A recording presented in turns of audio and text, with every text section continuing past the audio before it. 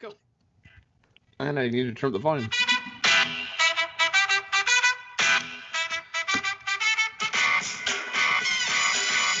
Hello and welcome to another Woodshop podcast with Mike Coffey of Coffey Custom Builds, Daniel Dunlap of Daniel Dunlap Woodworks, Peter Kapar of Petrie's Workshop. You can find us all as well as the podcast on Instagram and YouTube.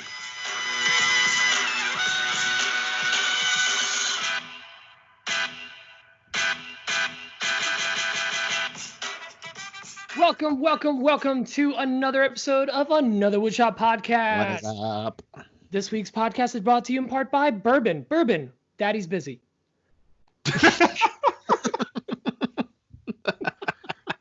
What episode number are we on? Oh, 22.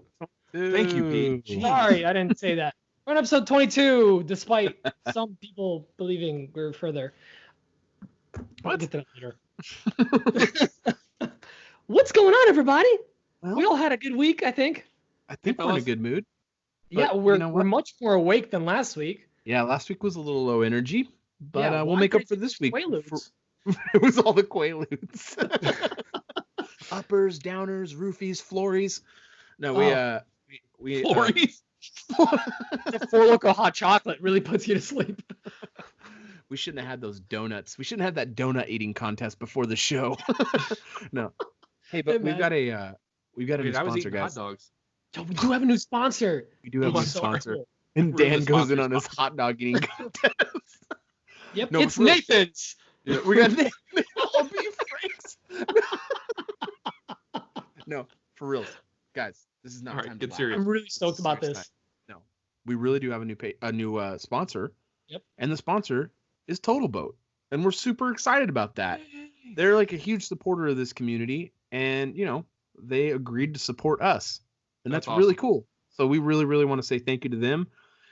I don't think we need to say much about Total Boat, but we're going to because they're sponsoring us. So I mean, they really are great. I mean, epoxy has become a part of this community, and that's a very real truth. And it's just something we all use. I mean, some people use it for art, some people use it for utility, some people use it for an adhesive. It's important, Or and we all finish. use. Yeah, or finish. I mean, they have finishes too. They have everything. So we're really proud to be having them be involved in the show, and we're really excited about it too. So humongous thanks to Total Boat. Pete, looks like you have something you're chomping at the bit to say. Yo, This better be good. I tried the Halcyon because I got some in the mail and I tried it on a little sample. It's so freaking good. Is it? It haven't goes, used it it. goes It on so smells much. good. Yeah, it's really nice. I highly recommend it. I'm excited to finish some projects with that. I'm gonna be doing a big burl cookie with it, so I'm very excited. Sweet. Sorry, just needed to jump in. So Oh excited. yeah, no, it's fine. Totally. I love Yeah, Total Boat. Like I've been using them for years, and I'm super stoked they're working with us. I forgot to put on my Total Boat hat. I was What's going to go up? full Total Boat. There goes Oh. the sponsorship. No. Oh, partial boat. Yeah. Oh my gosh. Yeah, so anyway, huge thanks to them. We really appreciate them, and just a big thanks. So Yeah, huge Pete, thanks. I'm gonna throw this over to you. You want to talk about the Yeah, other sponsor? the other sponsors, our other favorite sponsors, which are our patrons. Big, huge thank you to all of our patrons for supporting us. We're officially in the second month. Not that many people quit, which is great. Apparently, Yes. this is a real thing. Only lost one. We're super excited. Well. We've been rolling out some great content. You guys seem to be enjoying it. We started throwing out some polls. You are going to be the first to potentially shape the future of our show because Yeah. we are asking questions. We want to know what you guys want to hear. We do this for the community, for you guys, and we love that some of you have stepped up and wanted to help us and support us through doing this venture, this endeavor. And we're actually going to talk more about it later. We have a great question about the podcast itself. Yeah. So huge thank you to all From the the basement. patrons. If you want to sign up and help support the show and get some really cool behind the scenes content, as well as a sticker from Dan potentially, make sure to sign up. Check us out at patreon.com/anotherwoodshop podcast. There's 4 different tiers you can sign up at, and they all have very awesome goodies attached to them. And I'm I- sending out the VIP stickers next week, I think. And Nice. I'm doing the stickers to everyone else on Monday. I'll get it done Monday. So I made And that promise I to someone, and I'll get that done. Just send you thank yous. That's it. Yeah, Pete will I don't know what Pete's gonna do, but yeah, he'll do that. So no. Everyone likes your comments on Patreon. We got 2 new patrons this week. We got Jerry with GA Woodshop and Matt Noble. He's with 4 a.m. Workshop. Is that correct? Yes. It's not okay. Yeah. So Yeah. very, very huge thank you to those guys. We really appreciate that. I'm assuming Jerry's a guy. Actually, those folks. Thank you for signing up, and we really, it really keeps the show going. It helps us a lot, and you guys are awesome, like super awesome. So Love you guys. Love you. I mean, with that, I think we need to get into one thing here, and it's a little segment called "What's on My Bench." I think we should have Pete tell us what's on his bench first. Well, my bench, nothing really. I'm not really working on any projects. However, on my shop floor, Yeah. I've been kind of keeping this under wraps because I've just been trying to figure out how it was going to be handled and when it was going to drop. But I finally got my Laguna joiner dropped off and delivered, and I was just losing my mind for like 3 days. I'm still losing my mind. I'm so excited. It is such a fundamentally like game-changing tool that I have completely redesigned one half of my shop. Those of you that have seen my stories, I had this annoying fridge on one side of the shop. I finally tucked it away on the other side because I have electrical there now, so I can do that. And this one entire wall is basically designed. Yeah, exactly. It is now designated as water. Oh, I wish I had like just a sink. I don't need a bathroom. Shop toilet. That'd be so gross. Oh God. Don't you have a 5-gallon bucket? We all got a bucket full of That's what we sawdust. do in Omaha. So this one wall is now just a shrine to my Laguna joiner. It fits perfectly between my like door to the house and my Harry Potter whole storage place. And I just painted the wall today. Correction, my dad came by and painted the wall. I love that he's retired and just wants to help in any way possible. I'll take the free labor. So we painted it white. It's super bright, but it needs to be filled with tools. So I'm going to do the whole thing up in a cleat wall and just go nuts. I want to make a jig for every tool off of my pegboard. And you know what? I want hats up there. I want everything. I want to go nuts because Mike makes me really jealous with his very fancy, the storage systems he has because you actually like frame it out, get a little wood behind. It's just really go nice. with the 1/4-inch ply, get the cheap 1/4-inch ply, frame it out with some ridiculously unnecessarily nice wood, some rustic MDF, some bird's eye pine. The wall, I'm like, you know what? Screw it. I'm just gonna throw some stuff up there. But the actual holders, I do want to go a little over the top. I want all of them to have like ridiculous woods on it because I think that would be cool. Anyways, that's it for me. Dan, what about you? Yeah, Dan. What's on your bench or your? You guys floor? are never gonna guess what's on my bench. I know. Just take a wild gamble. Is it green walnut? Bespoke Green walnut. I forgot about that. Walnut. We gotta talk about that. I'm still working on the big desk. Shocker. I'm making the lower bookcase. It's gonna be a drawer system on the right hand side, and I'm making that out of solid walnut panels and not plywood. Probably because I'm a bozo, but that's what the client wanted. So that's what I'm doing. I'm going to make it work. And so like the bottom panel, I'm putting it together with rabbits. And the bottom panel is, I want to say it's like 40 by 38. It's huge. And I cut rabbits on my table saw with that thing by standing it up on its side, and I'm showing the guys with my hands how I'm doing it. If you don't follow me on Instagram, you don't know what I'm talking about. It was I commented on that. It was impressive that you did that. Yeah. I could have cut those rabbits out with a router, and it probably would have been safer and simpler. One of the 8 routers you have? Yes. Okay, just checking. But I did it with my table saw because it creates engagement, and Mike and I talked about that on our Instagram live last night. So if you missed that, yeah, sorry. I was on it too, but whatever. Don't mention me. That was the boring part. Go ahead. For the pre-show. Anyway, your guys is probably better than the one. I'm working on that. I was trying to fill some knot holes with Star Bond and the accelerator, but I ran out of accelerator, and I remember talking about how baking soda and water will act as an accelerator for CA glue. So I thought I'd give that a go. Well, when you put baking soda and water on walnut, after it dries, it turns green. Do not recommend. It was like legit green too. It's legit green. Like, I never even thought about the discoloration it would do to the wood. Rotting. It's like goose poop green is what you call it. Goose poop green. It's GPG. It's disgusting. But I mean, if you're into that color, there you go. There's your Dan's hot tip right there. Dan's hot tip. There's Dan's hot tip.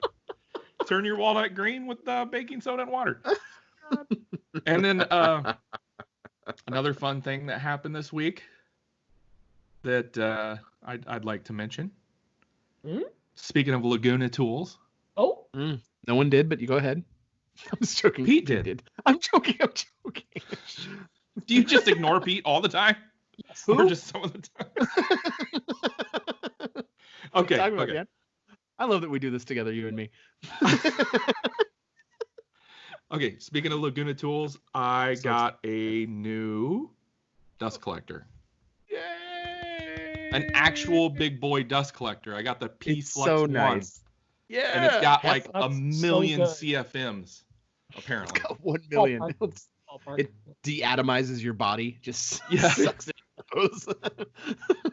Have you seen that Avengers movie where at the end they all just like deatomize and disappear? Yep. It's that. It does that. That's It does the that. They used to film it. The Yeah. P-Flux Somebody one. just snaps. Yep. Anyway, yeah, I got a new dust collector. I'm kind of in the middle of putting it together, sorta.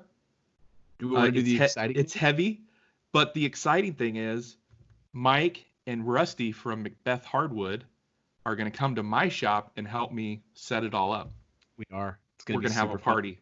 And We're going to have a dust collection party. It's Instagram gonna be Live. awesome. Ooh, how are we going to do the podcast that week? You bring a laptop. That night, though? We'll figure that out later, but I didn't even think about that. Do a thing together. We'll figure it out. We'll we'll pre-record. Yeah, we'll do something during the week. That's so cool. I'm excited. So not this weekend, but next weekend, me and Rusty with Macbeth are going to be flying out there, and it's going to be a really great time. Yes. And before anyone asks, the reason I'm not going is He doesn't like me. I'm planning a wedding with my fiance in a month, and we just can't flex it. Can't make it happen. Otherwise, I totally would. But, I mean, there has been some talk of maybe me going somewhere else. Yeah, you're going to come out when. Well, we'll talk about that later. Oh, we'll talk about it. Yeah, we'll talk about it later. Yeah. But Dan should come too, but he won't. You're not the boss of me. Hey, I'd love for you to come out. You know that. I have a wedding. Yeah. I mean, you have a wedding every weekend, but it's not an important one. We'll see. We'll see what the school We'll figure year's it out like. later. I'm just joking with you. Yeah, for sure. Everyone's got a life to live. Yeah, cool. I'm glad that was on your bench. What about you, Mike? Oh, there we go. Okay. What are you waiting for? Yeah. Yeah. So this week was, it was actually a really busy behind the scenes week for me. I won't go into that. It's kind of boring stuff, but really busy behind the scenes, like really busy. Got another YouTube video out this morning. We're recording on Friday. It's doing pretty good. My video last week did really good for me, and this one's doing pretty good. I'm really happy with it. I tried a new editing style, so I'm really happy with this video. It's a good prototype for how I'm going to do my videos moving forward. So, and it's got good information in it, and seems like people like it decently enough. So, really happy with that. Also, I'm still working on the slab coffee table, but I'm actually getting towards the. I'm seeing the light on this thing now. There was kind of a change in plan, and this is kind of an ad for them, but not really. But there's a local. There's an account on Instagram called A&B Wood and Steel. They're a table making company out of a town called Chico, about an hour and a half, 2 hours north of where I live, out of Sacramento, and they do custom tables. But they're getting into making C channel for slabs, and they make the C channel. They break it there, they do the slots in it, and they powder coat it, and they'll ship it anywhere in the United States. Well, they're just trying to get it up and running. They reached out to me and said, hey, would you want some, just help us get the word out. So they sent me the C channel. I was like, I am working on a slab table right now. I might as well add it. I mean, it's not necessary for this table because it's not like huge, but and it's not panelized; it's a slab. But I'm gonna be adding that in now, so it's kind of, it didn't put the brakes on things. It's gonna be an added value to the customer. I obviously let the customer know that there's gonna be a delay. I got to add this in, but I explained to them the value of it, and they're like, "Oh, go for it." So I'm gonna be adding that in tomorrow, and I'm hoping to actually get the majority of this table done by Sunday. And then I finished up this drill press cart that I started like a month and a half ago. I got the drawer box in, and I just need to trim it out. I need to make a walnut panel, but I'm not going to touch any other project until I get done with their table now. So I need to get that done. They're starting to get settled in their home, and they want a coffee table really bad. So what else did I do this week? I think that's kind of it. It's been kind of a weird week. I don't feel like drained or exhausted this week. It's just kind of weird. I've been kind of taking it real easy on Instagram for sure. It's been kind of a poo-poo week on Instagram, so I've been kind of like just chilling out there and not really worrying about it too much and just doing my thing. So yeah, no regrets or whatever. No regrets. No regrets. Yeah. So yeah, do we want to get into voicemails, or should we just keep talking like this? No, Okay, please don't. great. Okay, yeah, that was really creepy. I apologize. Yeah. And let's move on to this first question. This is from Andrew Denbeck. He has to ask he's asking a question about, my note says one tool, and that makes no sense. So let's see what he means by that. Hey guys, Andrew here from ADD Woodworking. I know a lot of people say that in woodworking, there's always more than one way to get something done. So my question for you guys is what one tool in your shop is so crucial to your workflow that you don't think you could live without it in your shop? Thanks. Pete. He's going to take my answer. We're all going to have the same answer. Table saw. Yeah, it's table saw. Table saw. The table saw. So, I mean, that's for us. I mean, I think it's the most important tool in the shop, right? All right, let's get hypothetical. Let's say table saw is a given. A lot of questions. Next. No, I'm just joking. Go ahead. Let's do it. Well, what about, aside from table saw? Like, what is one thing we can't live without? For me, well, I'll answer then because there's silence. You pose this ridiculous question. Yeah, for me, it's dust collection. Jeez. Like legitimately, now that I have my DC, it's not top of the line. It's some like Penn State Industries, which I don't even know if it's a brand. Offensive Dan is. He's like upset that you brought up something that's legit. He's like, it's an attack on Dan. No, it's not. Like, I just legitimately love this thing and how clean it keeps my shop, and that's it. I mean, I love a good DC. What about you, Dan? Non table saw. Non-table saw. And you can't say dust collection because I already. Domino. Okay, yeah. That thing it's crucial to my productivity now. It really is. You make furniture, it makes sense. Yes. Yeah. I didn't think I need to elaborate on that. No, you don't need to. Michael? Well, Peter, I would have to say, I can't say dust collection since you took it. I would say bandsaw. Ooh, good answer. So, I mean, it's just like the most versatile tool in the shop to me. So yeah, I'm gonna have to say bandsaw. So that is my answer, and I'm gonna stick to it. 2 for the price of 1. You're welcome. Yeah. Money, please. All right, this next one is from Jake Vance. He is gonna ask a question. Hey guys, Jake from JV Woodworks here. I just had a question about marketing yourself. I'm assuming a lot of your audience is probably hobbyist woodworkers looking to make a little extra money on their side gig here and there. So I wanted to know what you guys think the most important skills outside of woodworking would be to kind of brush up on as a hobbyist.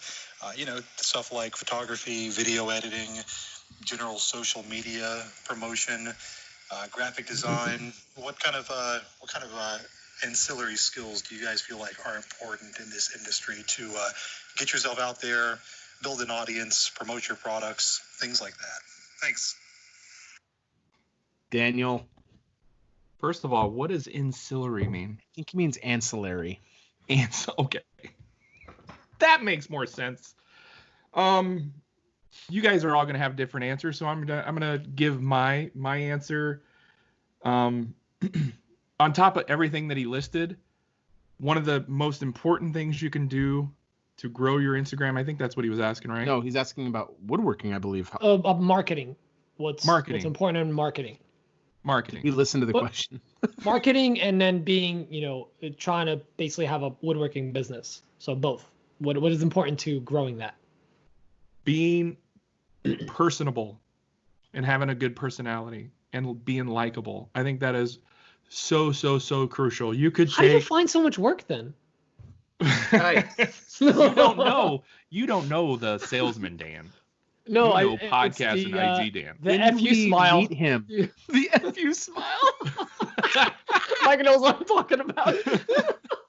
What a great Um, inside joke to tell to our podcast. What I was gonna say is you could take the best photos, you could have the best marketing game in place, you could have the best everything, but if you're not a personable guy and your personality is trash, it's gonna be a rough go for you. Yeah. What about you, Mike?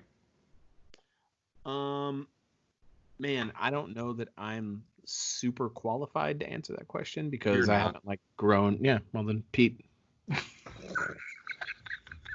You want Go to ahead, take Pete. another shot at it? No, I was informed that I am fine. not. So I'm gonna take my ball. And no, I don't know that I haven't grown a woodworking business, so I can't really give a bunch of advice. I mean I've had sales for sure. I mean I've had things hit and I've had busy times for sure, but it's I don't know that I've figured it out entirely.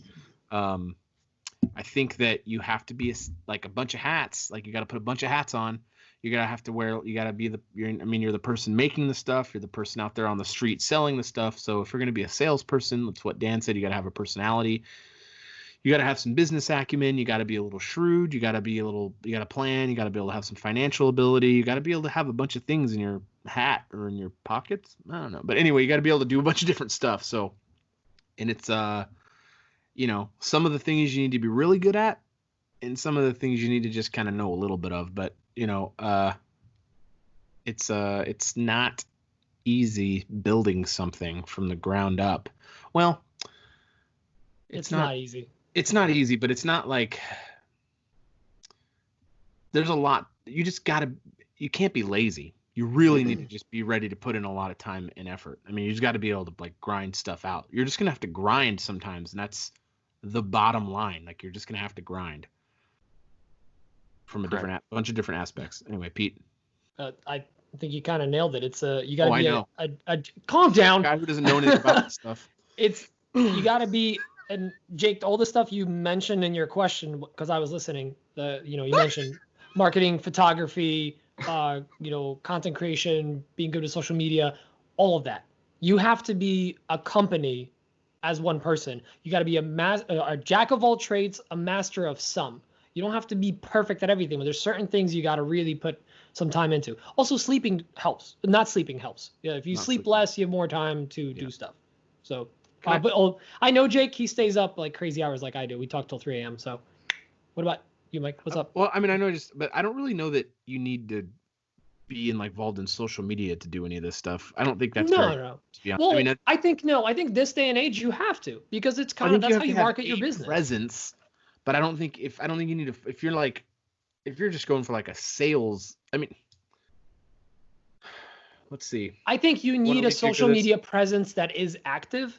Anytime I look at a company and if their last post is company, January, no one cares about your social media presence. You know what I mean? If you're selling paper, if you're a woodworking company. Really? Yeah. Michael Scott Paper Company needed to have a social media presence. That's why it didn't succeed. If it was in 2020, yes. Yeah, that was in 2005. Yeah. I think nowadays, think about it this way. Anytime you've looked up a brand or, somebody posts about a brand and you look it up and their last post is from January and there's 0 posts, 0 engagement, nothing. Do you really even want to bother? You want to kind of, we're from that generation. I judge any brand by that, to be honest. I do. I'm being really honest. I think it's brands that I'm dealing with in the woodworking industry, yeah. But if I'm looking for an automotive shop, I don't give a crap about their Instagram feed. Their feed isn't fire. They can't change my oil. It doesn't matter. You know what I mean? It's that's just doesn't. A fire feed. I think a fire feed. Is it really? I mean, I'm just. I know you. I agree. You need to have but do you as a mechanic need to have a social media presence? But you should have a Facebook page. You should, as much as we hate Facebook, Well, should have Facebook business your page, physical yeah, business. for sure. Facebook That's business not like page social media. should have some. I guess on Instagram, you can just cross post whatever. I think like especially if you're a business, you need some kind of social media presence of some kind. You need to be discoverable online, and just by opening up a business, you're not going to pop up in Google. You need to actually put in some work. Because when people click at like, oh, oil change, I near agree, me, but I took your response as like you need to be like social media savvy. Like you don't don't need to be like not to like you don't need to be on our level. You don't need to be like marketing and that. Okay, we're said it. Big level. We're the gold standard. Because our main thing is marketing. That's all we do is we market ourselves. We're the product in a way, you know. But you need some kind of social media presence and be aware of the different ways people can get in touch with you. That's it. I feel like but yeah, you got to be a master of a lot of different. You got to wear different hats, like Mike said. We're just having a little conversation here, Pete. Oh, yeah. Don't get upset. I mean, you know what? I'm gonna call Jake right now. Why? That's gonna be great for the podcast. State Farm. That's a great idea. Our we'll call first him right guest. now. This next question is from Jevon Cheney about managing your projects. Hey guys, Jevon Cheney here from Cheney Concepts on the Big IG. My question is dealing with project management. I seem to fall into issues with starting multiple projects and then neglecting to complete them until the promised due date is almost too close. Also, with this being a side hustle, how do you handle expected due dates? Obviously, it depends on the project, but with all custom dimension orders, most of the time, it's hard to project an accurate completion date, especially when it's a new project or a new technique that I haven't done before. Thanks, guys. Any advice is greatly appreciated. Daniel? I never give a solid point blank date. I always say you can expect this done 6 to 8 weeks, maybe sooner, maybe longer, but in the rough neighborhood of 6 to 8 weeks. And that's how I get by with that. Because, you know, as we all know, things come up, things change. You need to switch directions sometimes. You can't plan for everything. You can try, but you're going to get sideswiped. What do you think, Pete? That's something I actually struggled with a good amount because I treated this as a hobby that was also making money. I didn't think of it as a business for the first couple of years. So I had trouble keeping deadlines and I tried to keep it kind of broad and vague, but I did end up kind of waiting till the last minute. And when you're waiting for finish to dry, that's not great. So what I shifted if you want to call it business, like shifted my business to is making finished products and selling those instead of taking orders for products. It keeps it a lot more fluid on the due date, and I'm still able to get some passive income coming in because like you said, it's a side hustle. So that's been doing pretty well for me. And things like with 3D printing, like I know I can keep printing things on demand as long as my printer works. I'm good. And if it breaks, I'm just gonna refund them the money, say, hey, I apologize, I had a breakdown, I can't do it, and you know, whatever. So I try to make things and then sell them. What about you, Mike? What he said about everything's like a new project almost. That's definitely where I'm at. Like every time I do something that's not like a cutting board or something where I haven't done a million of them. Like I'm doing this coffee table. I've never done a slab coffee table before.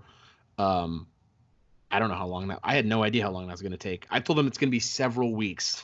I couldn't be more vague than that. Good quote. I said it's going to be several weeks. I'm 3 weeks into this project. I will likely be done or mostly done this weekend and this week. I figured it would take 2 weeks, but there were some other factors involved that I could have controlled, but I didn't, and it's my fault. So it's just inexperience. So it's just something you're just gonna have to learn. I don't have any input, unfortunately. So that's a crap answer, but that's my answer. That's as much as I know. I just haven't. That's a good done answer. I mean, it's not really. You don't have to make. You try to be. The answer basically, you guys both said basically be broad on a due date. We have to. I mean, be kind of vague. The other thing is like I don't get to do this all day, and I haven't done enough of it to have experience under my belt. So, and I don't get to do it all day, and sometimes my job just kind of like goes into my outside of hours time. Sometimes my day goes longer than 8 or 9 hours. Sometimes I end up having like a 10-hour day. So it's just a lot of different factors. So anyway, was that good? Yeah, great. Good. Are you guys happy with that? I love it. Look me in the eyes when you say yes. Michael, I'm so proud of you. This next one is from our friend Lee Oman. He has a question about grain direction. What's up, fellas? It's Lee from Regal Street Woodshop. I was wondering if you had any tips or tricks on telling grain direction, especially on edge grain, or you trim routering, or I was using a flush trim bit and I had some nasty tear out the other day. And I can't tell by looking at it. I mean, what do you do? Thanks, guys. I don't really know how to clarify it anymore, but I look at it and I see the grain direction. I don't really know how to clarify. I mean, you should be able to see the grain direction. I mean, I guess on some different woods, maybe like pine, you might have a hard time seeing a grain direction in there if it's like super duper bleached out. But I don't really know how to make a better answer than that, Dan. Yeah, I mean, you look at the grain direction. That's the way I've always done it. If you got to look at it from different angles, do that. But if I'm routing something like using a trim router to do an edge profile, I'm always going counterclockwise with the router, like around the piece. Mm-hmm. If it's a handheld router, that helps. And when I come to the edge, I'll do a do the end grain first. I'll always do the end grain first, and then do like a climb cut, which is running it backwards. Mm-hmm. So like clockwise when you come to the edge, so that it doesn't rip out the edge or the corner, if that makes sense. Yes. Mm-hmm. Pete? Well, the way I teach it at the schools, we work with ash a lot for the intro class, so it's really easy to find a grain. It's kind of like oak. It's got very porous lines in it. So I always say just pick a line and just trace it and see if it's throughout the board, if it's going up or down, and that's how you know the direction. And you never want the blade of either a joiner or a planer. You don't want the blade and the tip of that line to be meeting head on. You always want to be hitting. You don't want it to get underneath the grain. Side. Exactly. You always want it to think of like petting a cat backwards. Dan's cat is there for show. Petting a cat or a dog backwards. You don't want to do that. That's basically what it is. The hair is grain. So I always say just follow the line, and you never want to have the blade and the end grain of that touching. You always want to have the blade hitting the side of that line. Hopefully that explains it. Before the cat jumped up here, I was going to say it's kind of like the scales of a fish. You can rub your hands down the scales of a fish, but if you go backwards, you can feel them kind of coming up. And it's the same thing with the hair of a cat, whatever. A lot of fishing out there in Omaha? Yeah. All right. They have lakes, right? Yeah. No? Yeah. A lot of ocean fishing. I don't know. I've never been. Not a whole lot of ocean. Yeah. All right. Let's jump into this one. This one is from Matt Nobel, new patron. Thank you, Matt. He has a question about delivery. Hey guys, this is Matt Noble from 4AM Woodcraft. I was wondering how y'all handle delivery dates. Do you typically give a delivery date that you'll have something to a customer by, or do you try to leave it open-ended? I've typically tried to give delivery dates, but inevitably something comes up and I just blow right past it. So definitely don't want to keep doing that, because I know that's not great for the brand image. But anyways, just wonder what you guys do. Thanks a lot. That's a very similar question to Jevon's question about project management. It bled over from last week, so we just wanted to make sure and play it. But Pete, what do you got? So, and I do want to separate it from that last question. It's very similar, but I like to think of his as the physical delivery. He's talking about delivery, and Jevon was talking about managing your time and stuff. Yeah, so whereas I am fairly flexible or broad, if I do have to do a commission, I'm fairly broad with the delivery, like you guys. I totally agree. Ditto. But as far as the delivery, the actual delivery of it, if I choose a time or a date, I am very unlikely to cancel unless it's like an emergency. That is to me, that's part of the actual like my word and my customer experience, what they get with me is like, I owe that to them. Like, hey, I will deliver it to you, or you can pick it up in this window. I will be home, or I will deliver it then, or the company will get it out by then. You know, if it's like, if I'm doing FedEx or USPS, that's up in the air. But if I'm physically delivering something, I'm very, like, I treat that very, like, dear to my heart. That's part of my customer experience. What about you, Dan? You do a lot of this. Yeah, ditto to everything you just said. If we're talking about the physical delivery, you know, I won't give them an actual date until I'm getting close and I know I can pin it down. There you go. And then, you know, I'll reach out and say, we're looking at delivery this day, and you know, that day is my Bible and I stick to it. Mm-hmm.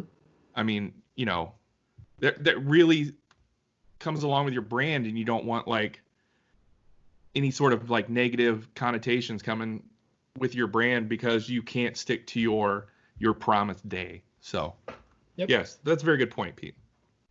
Mike? Yeah, I agree. I'm just going to say ditto because it's really important. That's like a physical interaction with the client. You need to take it very seriously. So that's something that when you give that hard date, you need to keep your word to that, because it's just going to destroy your brand. This next question is from Justin with Rustic Grains. He's got a couple great questions, and we are going to answer those after his question. Hey, what's up, guys? Justin here with Rustic Grain Designs Tampa. I was actually sanding some cabinets here in the shop, listening to episode 6 for the 3rd time because I've already listened to every episode twice. Thank you, and Justin. Want to say you guys are doing an awesome job. Keep up the great work. Congratulations on making it to episode 23. That's a huge, huge achievement. So you guys definitely are doing something right. So keep it up. I actually have 2 questions for you guys today. One, what is the overall goal of the podcast? Is it something you thought about? I'm sure you have. Or is it just another form of content that you guys are making? And then question 2 is, do you guys ever plan on having guests? Or are we just stuck with listening to you 3 chat every single week, which I'm completely okay with? I look forward to your answer. And again, congratulations on episode 23. We haven't really. I mean, we all know the answer is the same for all of us, I think, in terms of the goal. I mean, let's all kind of roundtable this while we talk. I mean, to meet women. Oh, my wife listens to this. Yeah, and so was my fiance. Your daughter, Thelma. God. No, Oh. no. I mean, I don't think it's wrong. I mean, we want to make money on this and do this as much as we can. I mean, we'd do it every day if the money was there. Yeah. We enjoy it, but I mean, the real goal is I guess it's another form of content. We enjoy it a lot. I mean, we love doing it, and it's like this. Our goal from the beginning was to make this to be like a community thing. We wanted it to be a community thing. We wanted this thing to be a thing that would create its own following, I guess. I don't want to say following and make it sound any sort of derogatory way. We want it to have like a community. We want a community around this thing, and that's why we make questions such an important part of it. We talk about what's on our bench to kind of like get some, brevity going out of the gate, and we get some banter going back and forth, but we want the show to be about the community and questions. And we're not like experts, but we have knowledge, and we want to share it. We want to share what we do have, and if we don't have it, we make a mistake on something and there's a better answer out there, that's too bad. But I mean, that's our goal, is to help as much as we can, and we have fun with each other. Like the 3 of us have become very close through this process. Well, let's say best friends. No, I would say text to prove it. Entrapment. No, I mean, we've become very close. Yeah, and it's really fun, and we're doing this thing together, and now it's grown legs, and it's doing well, and it's always just fun to be a part of something that does well. Jump in. I'm not. I mean, we love the community. We love doing this content creation. We love sharing. Let's not make this into like a love fest, like a love let's really No, go but- stick well, with the let me. goals. Well, I hang know on, you're I'm, gonna say, I'm Pete, softening you're him right. up so I know. can get to the hardcore stuff. Yeah. So we do love doing this, and we can want to continue doing this, but it's a lot of work. It is all a of lot it. of work. A lot of work. And the reality is, we were doing for years a lot of work basically unpaid. We're just putting a lot of hours into it, and we enjoy the community and all that, but it's hours. It's hours away from our families. It's hours in the shop and not doing other stuff around the house. And we wanted it to be multiple streams of income, and this is one of them. Let's kind of discuss what the hours are, because I was telling people about our schedule, or someone about our schedule, and they couldn't believe it. I mean, we're in here for an hour and a half before we start recording. Yep. We record for an hour plus. Then we're in here for another 30 minutes afterwards, buttoning everything up, getting all the files exported so that I can edit it. Then I edit. That takes an hour and a half. Pete edits the video and the pre-show. That takes him an hour and a half and gets out, or longer. Is it hour and a half? About an hour and a half, yeah. Yeah, hour and a half. Dan,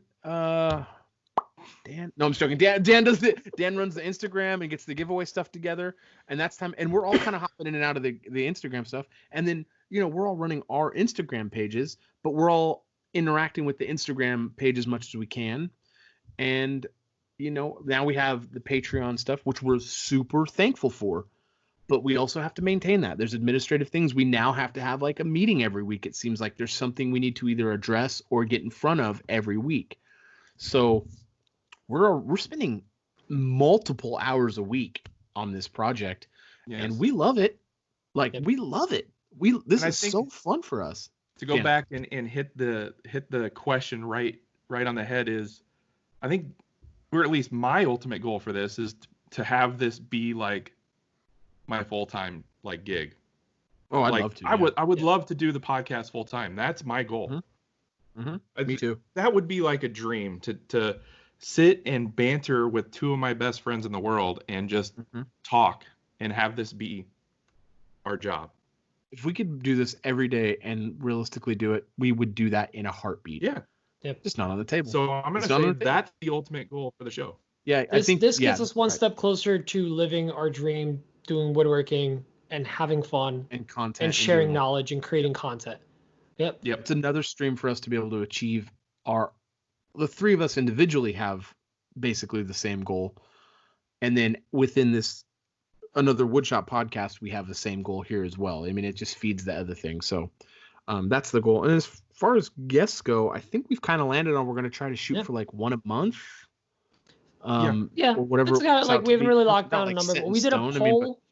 We did a poll on our Patreon page, and it was like a landslide to have guests. And even those people that were like, were basically saying but not all the time. No, not all the time. Not all the time. Definitely once in a while. Yeah. And I don't know if I could really discuss this. We can cut this if anything later in editing, but basically we've kind of discussed that we will have other makers, and we're kind of firmly on not really having brands coming in to do an ad type of thing. But I mean, we've kind of, I don't know if we want to do right by you guys. If it's something beneficial to you, we will bring it on. If it's something new or cool out there, I think that's fair. But we mainly want to focus on the makers we all follow. There are, there's definitely, obviously we'd love to get as many makers as we could on here when it makes sense. But we don't want to stray from what the show is. And what this kind of ties into Justin's question about what's the goal of the show. And it's like we're creating a community here, and it's been growing so great. We're so proud of that. We have so much pride in how much the show has grown. We don't want to just pivot all of a sudden, and the thing that's working, it sounds great. Having guests on a show sounds great, but we might do it, and then it's like, oh, maybe that wasn't a great idea. Yeah. But we're definitely going to do it. We're definitely going to do it because there's only one way to find out. I mean, originally when we started this, our first few episodes, we were going to be talking about topics that were brought in from people. Yeah. Now it's become like a question and answer show, which we love. No complaints from us, but that's what it is. I like it so much better. Grown into that kind of organically. And it changed into that. And I don't want to. I mean, I love it. I mean, I love it too.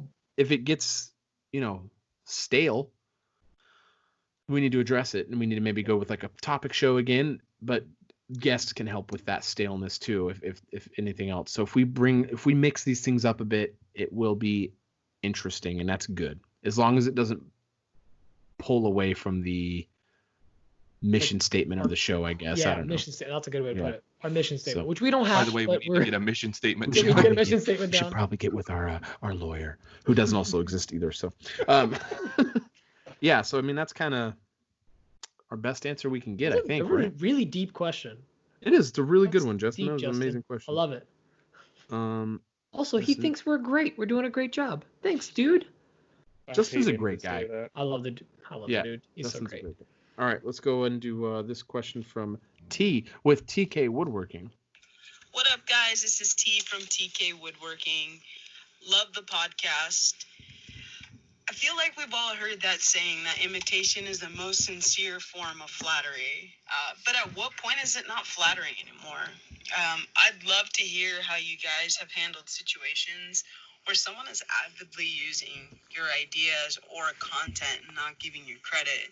Do you just let bygones be bygones, or how do you respectfully call someone out on it? About a month ago, I personally had a maker reach out to me to ask for a set of stencils. I only make stencils for my cornhole boards. He asked for a set. I referred him to a maker who does it for a living. I ended up talking to the maker, letting him know I referred a couple people his way because I didn't want to step on any toes. They actually ended up being really cool about it and said, go ahead and make stencils. I'm super swamped. I don't mind at all. Do you feel that it's warranted in certain situations to reach out to makers and ask, a little bit of their permission to use their ideas on your page? Love to hear your thoughts. Love you guys. Dan? I think it's a good idea to reach out to somebody if you feel that you might be stepping on their toes and using their one-off idea. I think that might be a good. It's just a good community thing to do, right? We were just talking about community. However, if I find that somebody's doing that to me, I feel like no good's gonna come of trying to call somebody out. I try to ignore it and move on. Let bygones be bygones. I got more important things to worry about. What about you, Pete? I haven't really run into the issue yet, but I personally, like you said, to that, I would reach out always. I never want to feel like I'm stepping on people's toes. I especially feel that way with the 3D printing world, because a lot of these ideas are already kind of out there, and you can just take people's files and just print them, and that's just blatantly copying it. For some of it, you're allowed, some of it you're not. So it's kind of a gray area. That's why I always like to just make my own. But, I haven't really run into an issue where somebody was just blatantly copying my work. And it's like, all right, whatever. I just ignore it. Unless it's like a repost account that's very just blatantly trying to sell some BS. And I get kind of annoyed and I might report them. Oh, yeah. Yeah. What about you, Mike? Well, T's example of the vinyl, I don't think she needed to get permission to make money. I mean, it's not like that person has that on lock. No, she doesn't. But it's a good move to say. Yeah, hey. it's a classy move, but I don't know what. I mean, unless I don't know that there's a. I mean, I don't know if they have. I don't know their relationship to each other. I don't know what her relationship with that person is. So if Dan was making, I don't know, whatever, vinyl, and then I was like, I'm gonna start making vinyl, I'd probably be like, hey, I'm gonna do this too, but we're not really in the same neighborhood. It's not that big of a deal. So I mean, we're all on here. You can't expect someone to not make the same things you are, especially a one-off. Now, if you find that they're making everything you are and their whole entire page is what you've made, then you start to get into a weird situation where it's like, oh man, this is really frustrating. Oh, and their style is starting to look like yours. And you're starting to notice that everything about their entire thing is starting to look like yours. It's very, very frustrating, but you really can't call them out. I mean, all it does is create drama, and that just doesn't help anything. So, you see someone who's doing the same thing literally in the content world, post for post as you. It's garbage. It's really frustrating, and you're just in this really bad spot where what are you supposed to do? All you can do is help try to get light onto it, and hey, be like, hey. It's tough because you can't really do a lot. You can't. Yeah, It's a bummer. incredibly frustrating when you're in that situation, from what I understand. So yeah, it's what can you do?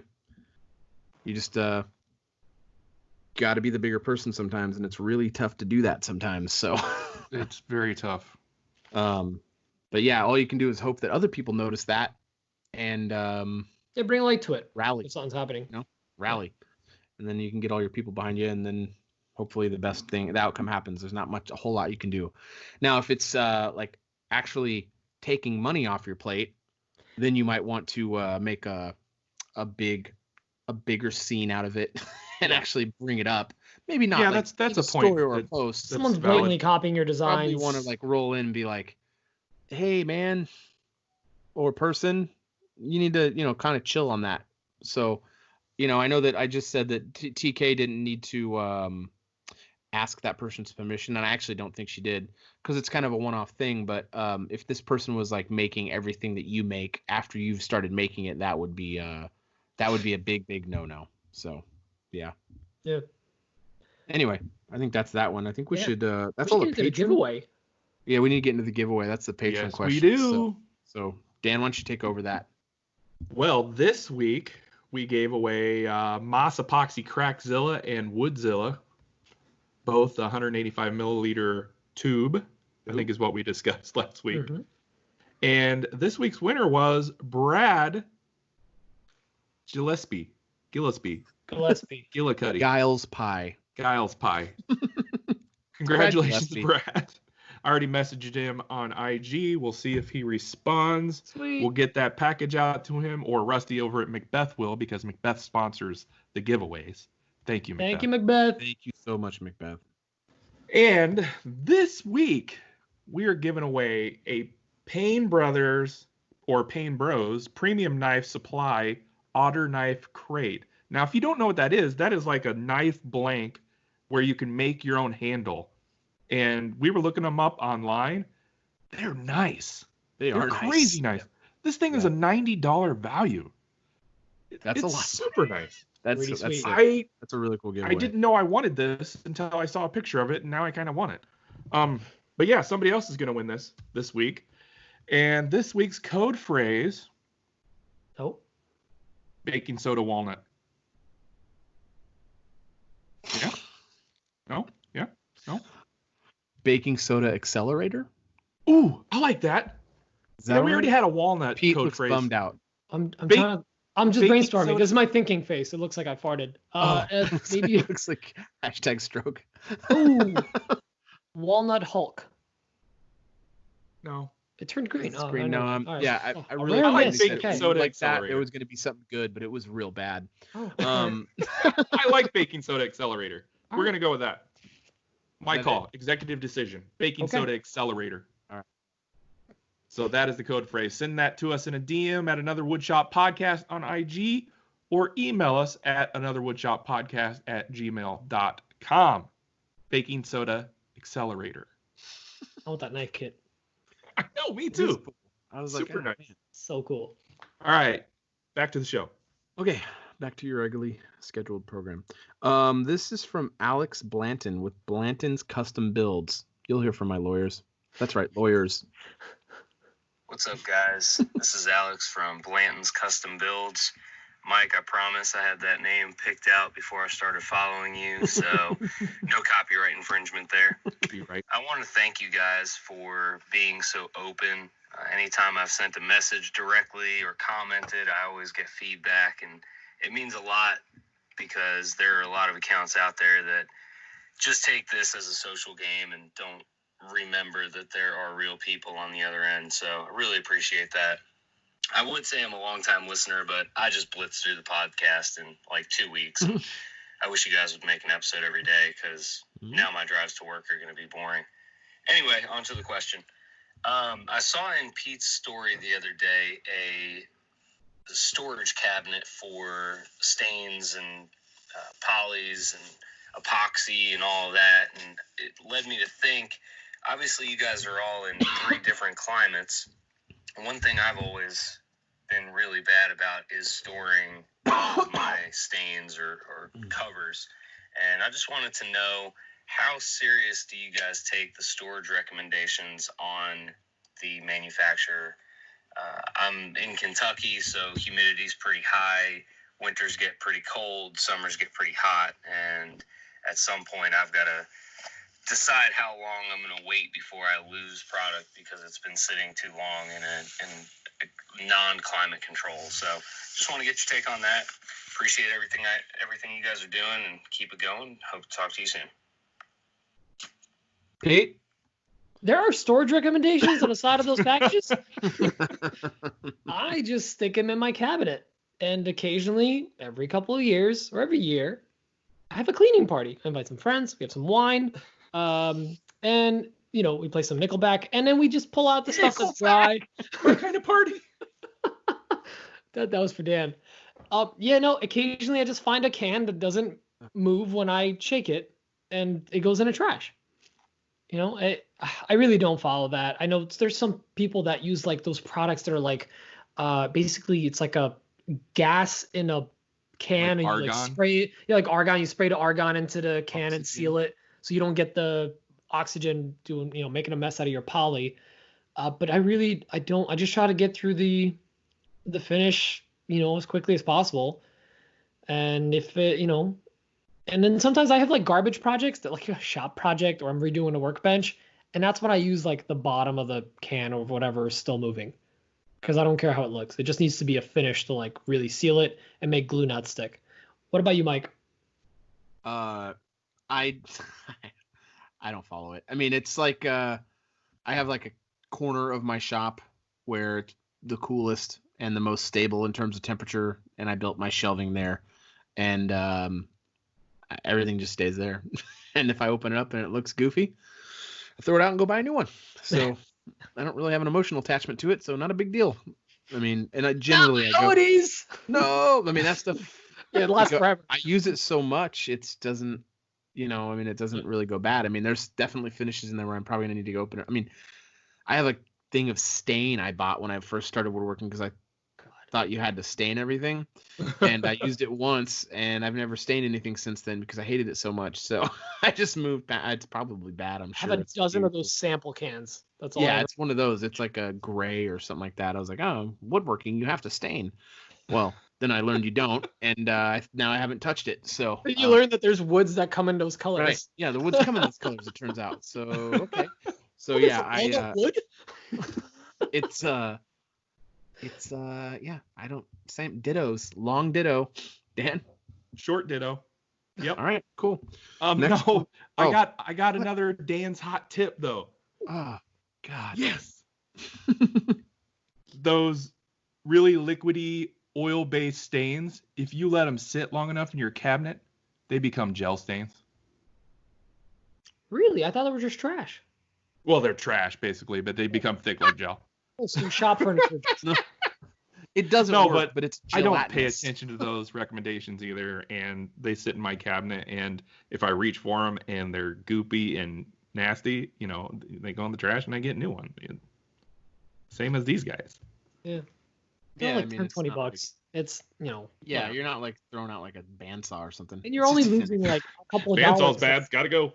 Bandsaw's bad. Gotta get a new one. Well, this blade's bad. Throw it out. Yeah. Gotta get a new bandsaw. All right. This next question is from Brandon. He has a question about woodworking. Hey guys, Brandon from Turntable Creations on the IG. So the question I have for you is I have the opportunity to purchase a 12-inch joiner planer combo. I've also been looking at the Woodpecker slab flattening jig pro. Kind of does the same thing. Now, just to give you a background on my shop, I already have a SawStop 3-horsepower professional cabinet saw. I have a Laguna 14-inch bandsaw. I have a drum sander, pretty awesome. I have a 6-inch Delta joiner, and I have a lunchbox planer. Who doesn't start out with that thing? Now, I also got some fest tools, here or there, the domino, kind of stuff like that. Now, my big question is, if you were in my situation and you were looking at two pretty much opposite spectrums, which one would you lean towards more? Would you go towards the 12-inch joiner planer combo or the Woodpecker and kind of put that money towards other tools that I might need in my shop, some other essential hand tools or something like that? Just kind of seeing where you guys' opinion at on this, and keep up the podcast, man. I love listening to it each time it comes out, and look forward to your answers. Well, Thank Dan you looked for calling him a He night saw club. in just to flex on all the tools he had. Yeah. Yeah, and he's like at a casino or something. Yeah. What's going on? He's like Nightclub. trying to win the next tool. I don't know. Anyway. I'm gonna start with this one if that's okay with you, Yeah, Jim. that's fine. Go for it. I don't think you should get that slab flattening jig over a jointer planer combo if that's on the table. It can do the same job and it can do a wider piece, but you're going to be doing it for a whole Saturday. So it's not going to be efficient at all. And if you're going to be upgrading tools, make it efficient. So get a jointer planer combo. If you can get a 12-inch jointer planer combo, I'm not a fan of those combo machines. I know they're probably just fine. I know that there's ones out there that are good in terms of actual build quality. But when you have a 12-inch jointer, that signals to me that you're working with wide panels. And if you have a 12-inch planer, you're now limited to a 12-inch planer, which means you're now limited. So it doesn't make any sense to me on the combo machines. I do understand the footprint savings you get for the 2-into-1 tools. And I do understand that those the transition from the one tool to the other tool is not like a big deal. It's like a minute of a transition. But I just think shopsmith whenever I hear about those tools. I just think like But maybe he's got the festival shopsmith. You don't know. Festival yeah, I just think shopsmith, and I just think usually when you have a machine, the one that's dedicated to one function is better than a machine that is dedicated to two functions, in my general opinion. Yeah. That's my answer. I think you should get, I know it sounds counterintuitive to what I'm saying. I really think you should get the jointer planer combo over the slab flattening jig. You're just going to find that it's not going to quite accomplish the jointing function you need. It will get it flat, but it's more flat over a wider surface. It's not dead flat over every inch of that surface, if that makes sense. Anyway, Dan? I'm just going to say ditto to what you said. Right. I don't know anything about either of those machines, so ditto to Mike. Makes for a great show, doesn't it? Go, Pete. Go, Pete. So I've seen the jointer planer combo, at work, and it does a good job. It's a good tool. Also, like, yeah, I'm sure. 12-inch jointer, like 12-inch planer. It's like, oh, cool. All right. 12-inch jointer. It's all right. That's pretty cool. That's a nice little feature. But like Mike said, it sounds like you're working with some larger panels, and if I have to choose those two, yeah, go with the jointer planer combo. What I would really say is, if you're in that price point, look. Did he say he has a drum sander? Mm-hmm. He did. I feel like a drum sander would do some of the work that he would need to do. But I'd say I'm always a fan of a dedicated tool. Upgrade your jointer or upgrade your planer or slightly upgrade both. Don't get a combo. I feel like, they save you space, but there's just more things for it to go wrong. Honestly, the tools this guy was rattling off, it doesn't sound like he's afraid to purchase expensive tools. So exactly, buy the 12-inch jointer, give it another few months, buy the big planer, move on. I mean, that's my suggestion. If you got a lunchbox, go to the 735, whatever, the slightly bigger, the Walt one. Why would you spend another few $100 to get 1 inch? Mm-hmm. There's something in there somewhere. There's I don't know. In there. Show title in there. That's a bit long, $100 to get 1 inch. That's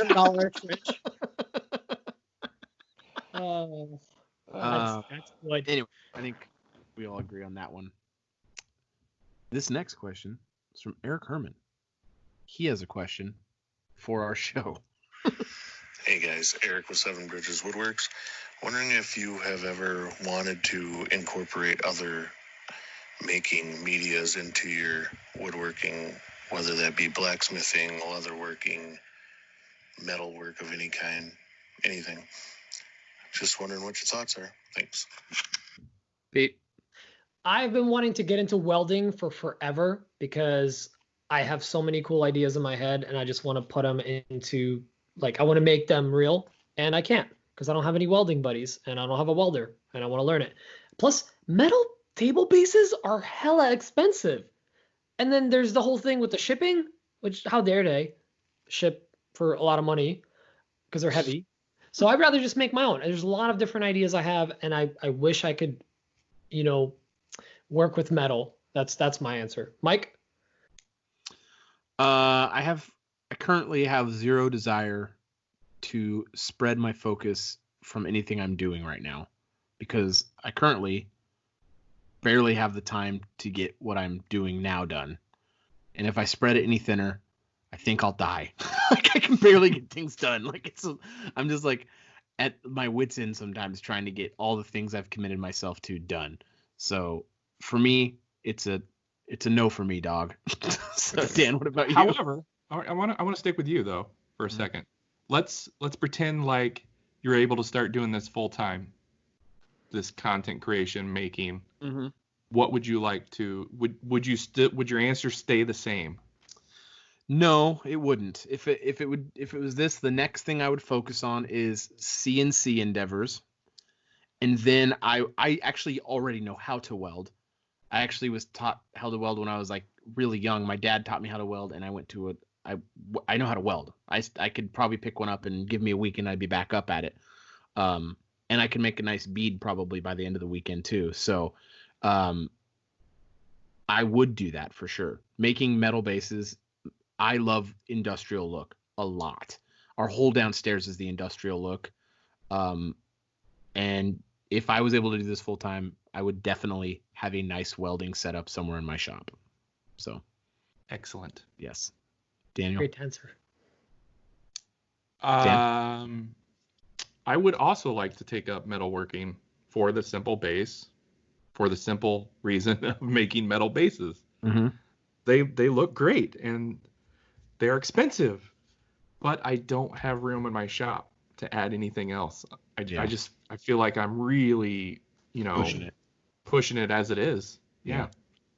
But if I had unlimited space, I would love to have like a metalworking side to my shop. I think it'd be great. It's tough, man. Balancing it all is super tough. Hey, this next question is from a gentleman by the name of Jay the D from the Big IG. He has a question for us as well. Hey guys, it's Josh the Dad. Yep, Josh the Dad, one of the Big IG, coming at you with this week's random question. So I've had a pretty busy week, and that means, unfortunately, I haven't been in the shop very much. But our shop is also our garage. It's our way in and out of the house that we mostly use all the time. And as things come in and out, things get piled up. So it's time to clean. So yesterday I had some free time. I cleaned out about a third of it, blew it out, got it all cleaned up, and I had wasted space. So I rearranged all my stuff so it would fit, and now we've gained a proud 6 more inches of walking space. Yes, such a glorious thing. But my question for you this week is, how often do you, not clean, but how often do you rearrange? I mean, I can understand rearranging for a new tool and whatnot, but how often do you actually rearrange the layout of your shop to fit your needs? Have a great week. Start with you guys first. Dan? I have never done a dedicated rearranging of my shop. It's always, I know. Since 1987, the saw stop's been in the same spot. What? I can't even believe this. Whenever I get a new tool, I'm like, oh, I got to make space for it. And I try to focus on that little space, but I've never done a whole shop dedicated rearranging, which it sounds like we may do when Mike and Rusty come out to my shop. When I get there, how's your driveway? Is it pretty flat? Is it? Oh, dang. Is it? Yeah, it's terrible. Pull literally everything out of your shop. It will do. Oh, we can put it on the driveway. That's still doable. Okay. We need to pull everything out of your shop and start fresh. And just blow that whole thing and do the whole thing the whole day. It's gonna be fun. Order pizza, a pile of beers. Ooh. Listen to some. I'm gonna get you guys Casey's pizza. Casey's pizza. You've never had Casey's pizza. It's gonna blow your mind. I can't wait. Right. 15 minutes from New York. I don't talk pizza to me. I get mad. Oh God, this guy. Yeah, I'm gonna. I said it. Answer your dumb question. I don't even want to hear it. I'm gonna edit Pete's part out. Go, Pete. Tell us your stupid answer. I live near New York. The water makes the pizza delicious. So I'm a level 3 rogue gnome. Level 120 Paladin. Thank you. Level 60 now because they recapped I love it. that you lean Expansion of World of into it. Warcraft. Everyone actually gets brought down to 60. Oh my god. Yes, Wake said me it. when he's done. Yes, said it. All right, do yours. Okay, so no, I am very much in just a dad's situation because I am in a shop that is a garage as well. I hide it. I'd like to think really well. I tuck stuff away. There's juices. About you. Heyo, I do a nice tuck. I tuck away all the stuff I don't want Instagram to see. So there's literally like juices, toilet paper, there's cans of food and like random stuff all over the shop, but it's all hidden. It's inside my workbench. It's in the cabinets. That's why most of my tools that I use are kind of out or in a toolbox or they're big tools because all the other cabinets are filled with like household items. I have started migrating as much as I can into the shed and into this thing that my family doesn't know what it is. It's called trash. They don't seem to know what it is because they like to keep everything in the garage. Neither does Dan. Oh.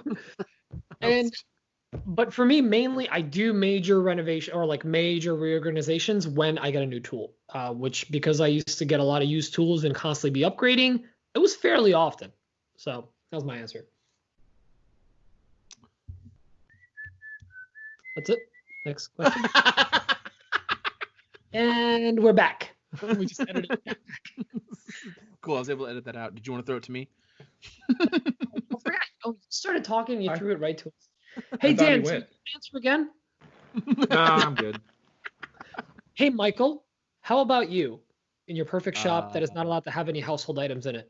It is not allowed to have any household items in it. I am very, very strict about that. It works. I'm really, I get anxious when I have like a mess in my shop or where I'm trying to get it. If I need to be efficient and get stuff done, if I have a mess, I start to get anxious about things. And I keep everything out of there that is not related to woodworking. My son brings in some toys. They go back in the house. They do not stay in there. I don't want them in my shop. That's not right the place. Right in the fire pit. I'm trying to, right in the fire pit. I currently have a pink flamingo floaty in my shop. It was in the background of one of my stories. People saw it. I don't think there's a better way to signify the differences between you and me than that pink flamingo. So,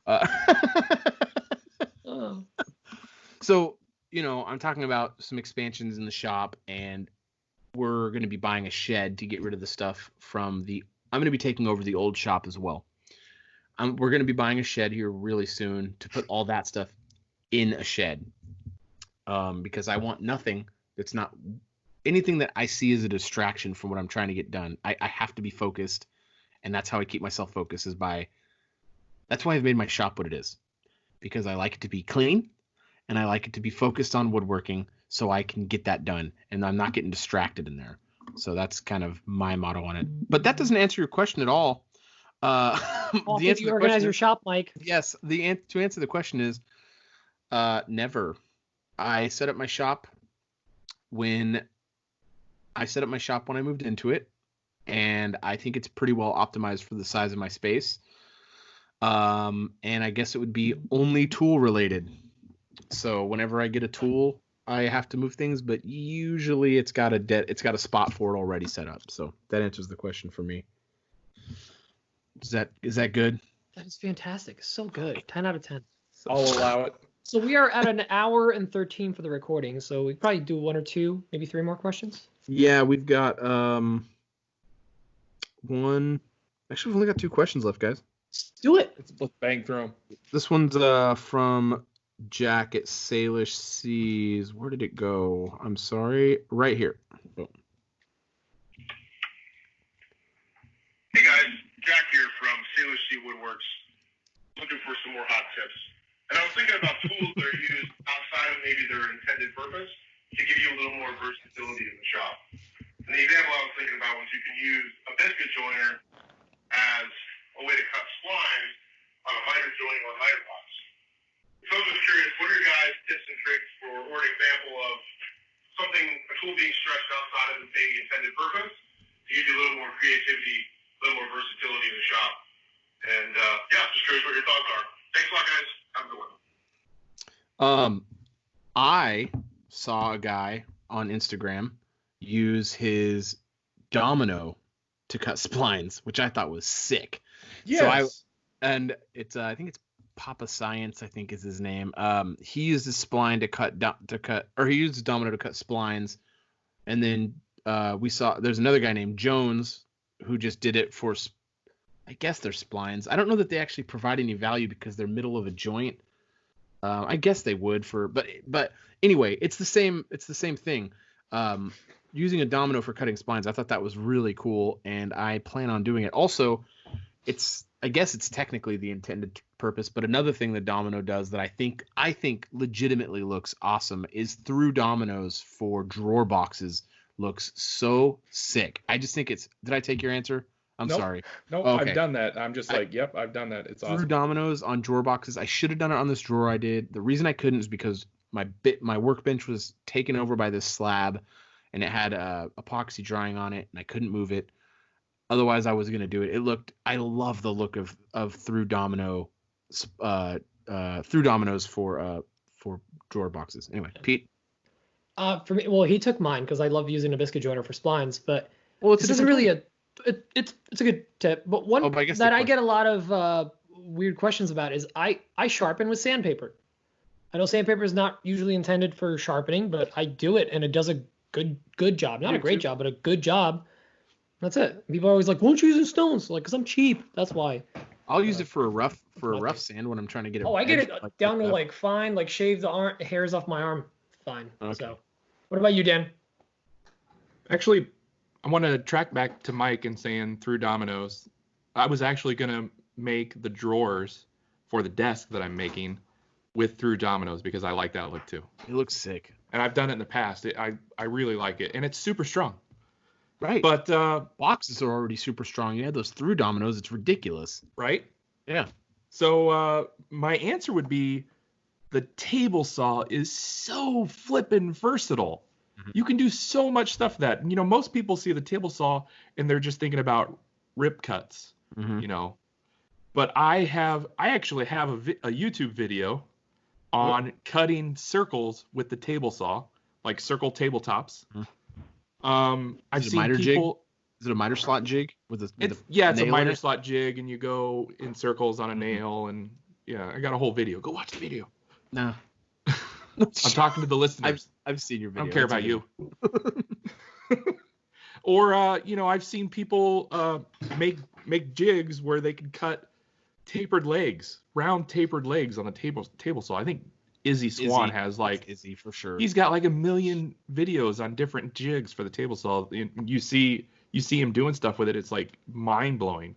Mm-hmm. I've seen people cut cove cuts with the table saw. Matthias Wendell used to do it all the time. I mean, it's super simple too. You just set up an angle on your fence and you just run it over to cove cut. That's the first time I saw that. I was like, holy moly, I never thought of that. Yeah, you're just like, duh. Yeah. The table saw is so versatile and people don't even realize it. That's my answer. We actually have 2 more questions. Do you think we should pound through them? I think we should. Just get them cleared out for this week. Yeah, let's go. Let's roll. Yeah. This one's from Nick. I don't know what he has to say. Let's see what it is. Hey, guys. Nick from The Working Grain. Love the podcast. It's a lot of fun to listen to. I was just wondering, what is a tool or a technique that you regularly use that you're least comfortable or confident with? Thanks. Pete? Hand tool stuff. Hand tool joinery. Like I definitely been getting more and more into it, but it's something that just each time kind of scares me a little bit. And I always want to do an overly good job. So like anytime I'm working with chisels and hand planes, I take extra care because I feel like I'm botching it because I'm such a noob with it. I'm a fairly new person to hand tools, and I've been using them for a year, and I still feel very new to them. So that's one thing that I'm very intimidated about, but very often try to do. What about you, Mike? I would have to say hand tools as well. I think in terms of technique, it's dovetails. I just haven't put any more time into it. I really want to learn. I know how to do them. I want to get better at dovetails, hand cut dovetails, really bad. It doesn't intimidate me. I actually really enjoy it. I've made like 8 joints now. It's nothing. But I actually, the whole time, I'm just like, it feels good when you're doing it by hand. But you also have to have a lot of time to be able to do it. And it's just really hard to find the time for that. Dan? finger joints on the table saw actually intimidate me for some reason. Really? I'm always scared that like I'm gonna botch it like hard and they're not gonna fit together and I'm gonna ruin like a whole piece. I think I don't know why they love finger intimidate me. joints. Yeah, we always have we all have these weird things. I really love finger joints. I think they just look so good. Oh, they look great. I have this jig I made, like a shop made jig that's repeatable, and I can change sizes. But I think I'm gonna buy that that iBox jig. That thing's a little pricey, but I think I just want it because I just love box joints. They look so good. And they're crazy strong. Yeah, they're crazy strong. So much glue surface. It's unreal. Face on face. So let's jump into this next question. This is from Thomas. Hey guys, this is Thomas from Thomas the Wood Guy on Instagram. Thank you so much for all your hard work. This podcast has really been life-changing for me. My question today is about hardwoods. I've really enjoyed making furniture, side tables, coffee tables, things like that. And I'm curious to know your recommendation on what hardwoods you would use for different types of furniture.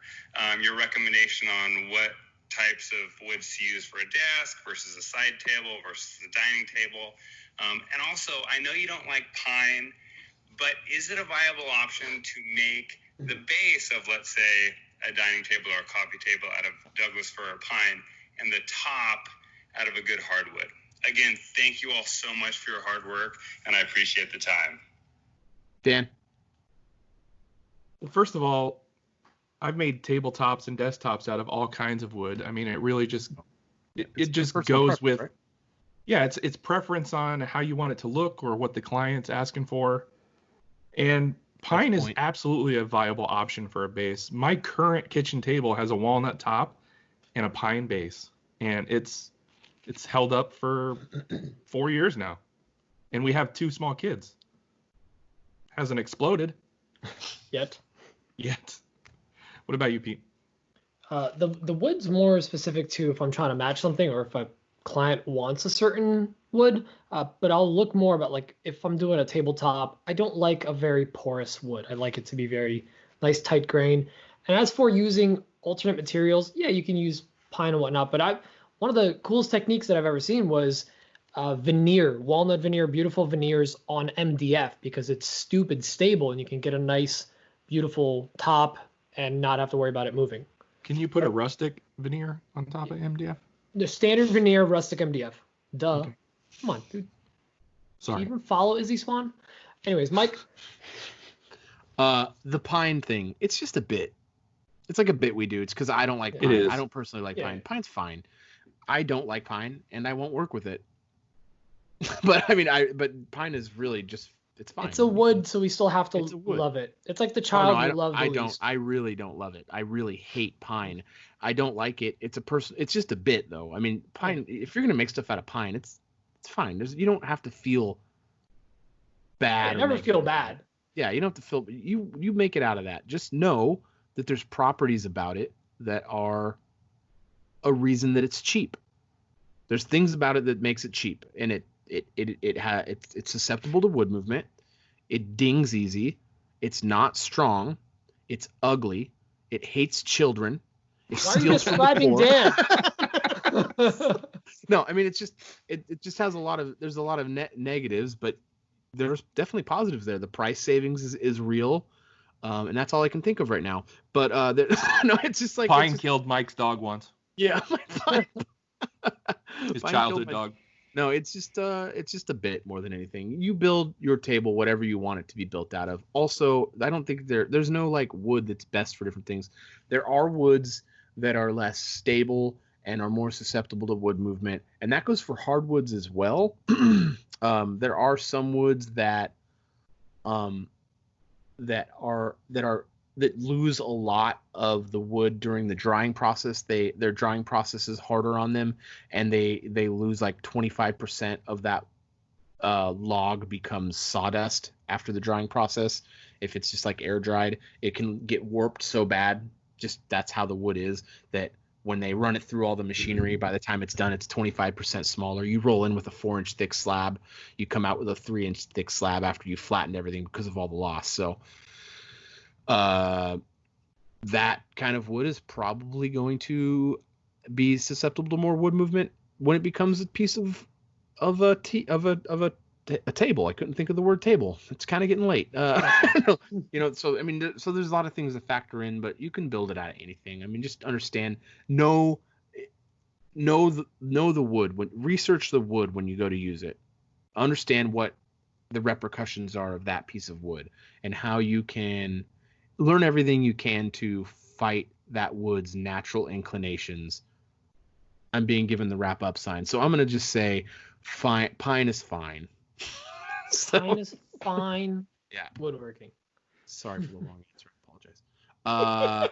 And Mike, I have to say, you totally just broke the fourth wall for me last week when you said that anytime you forget what the question is, you say, "Oh yeah, John's got a question about woodworking," and then you go into it. I've literally been counting the amount of times you said it. I even write them down, and then I can't read my own handwriting. This is Josh, the dad, asking a question about woodworking or wood. Question for the show. Question for the show, yeah. Just vague. And I never caught on until last episode. Me neither, Pete. Just Now ruined the funny, illusion. right? Now it's funny, right? I see you guys laughing. See, now everyone has a little bit to laugh about. I think we should wrap this thing up, huh? Did we do the giveaway? We did, right? We did the giveaway. Whose pants are these?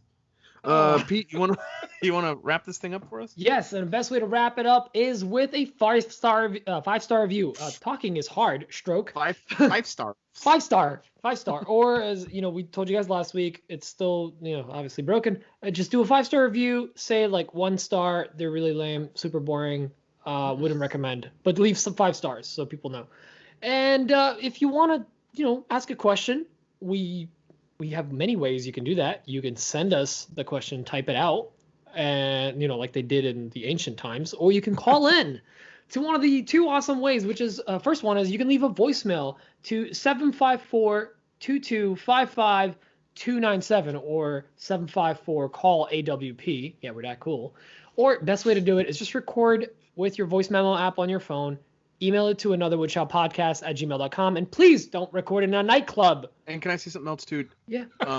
Due to we're getting more and more questions, try to make your question as compact as you can. Yeah. If the question's like a minute and a half, if it requires that, that's fine. But we really appreciate there's so many kind words that come from these voicemails right in the beginning. You don't have to throw that in there. I mean, we appreciate it. Maybe just try to truncate some of these things. And because of the popularity, if we don't get to your questions, don't be offended. Don't message all of us. You know who you are. We will get to it. And besides from that, if you guys want to support us, if you like what you're hearing, if you want to get some behind the scenes content, make sure to check us out at Patreon. So patreon.com/anotherwoodshop podcast. We talked about some awesome analytics stuff about Instagram this morning at the beginning in the pre-show, and our patrons are going to get that. So they're going to get some behind the scenes and kind of the numbers we're looking at and what we're trying to achieve, and a good way to track your account. So little tidbits like that.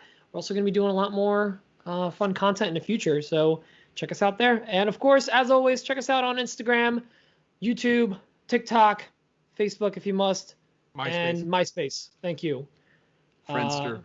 I got so upset. I got an email the other day. My live journal got deactivated. Oh, what about your second life? Oh, that's fine. Thank God. Okay, thank God. By the way, the live journal thing is not a joke. I got an email. No, it's a joke. Also, again, thank you to Total Boat. We're really proud to be working with them, and just huge thanks to them for supporting the show. I think that's kind of everything. Oh, we didn't do this last week, I don't think, but share the podcast, please. Get the podcast out there in your stories.